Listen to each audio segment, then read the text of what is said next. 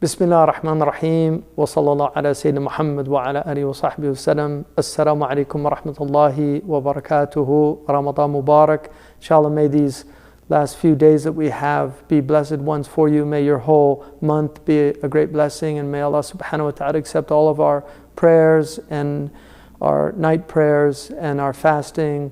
Inshallah, may Allah accept our recitation. I want to say, first of all, just that Laylat Qadr is one of the great gifts that Allah subhanahu wa ta'ala gave this ummah. It's worth 1,000 months of ibadah. And so this was as a way of compensating for the previous communities that had much longer times and more barakah in their time also, because they weren't as preoccupied with so many things that modern people are. So it's a day and a night that really we should try to take advantage of. It's sought in the last 10 according to a hadith. In a hadith it's muttafaqun alayh in Imam al-Bukhari and Muslim, the last 7 nights, and particularly the odd nights. And then there are many of our scholars, including the great translator of the Quran, Ibn Abbas, who felt that it was on the 27th night.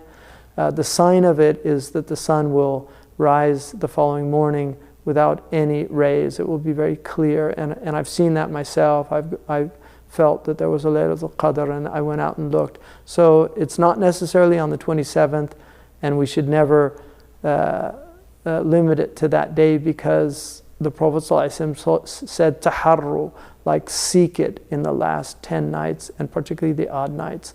So don't miss the blessing of all the nights, and particularly the odd nights, and particularly the 27th night. And finally, I just want to thank all of our supporters. We have been just incredibly blessed. There's a lot of things that I'd like to do. If I had more capacity, I could do more things, but I have to be absolutely grateful. This community has been so generous with Zaytuna College. We have just beautifully loyal supporters that see the importance of it, and also see the fact that we're caretakers, that we will move on. We're stewards for a time. We're building something so that others don't have to build it after us. If it was here, it would have been much easier for me to just be in an institution where I could just teach, but we've built it so that others after us won't have to build it. So I hope that you all continue to support us. May Allah bless you. May Allah bless your wealth. And may Allah subhanahu wa ta'ala unify the hearts of our community and also the hearts of the greater community. There's a lot of dissension, not only among the Muslims, but we see dissension around the world. And this is all from Iblis. And the message of Laylatul Qadr is multitudes of angels descend upon us. And what do they say? Salam, peace. And peace is wholeness. Peace is unity. Peace is well-being. And it's very far from dissension, from enmity, from animosity, and from disunity.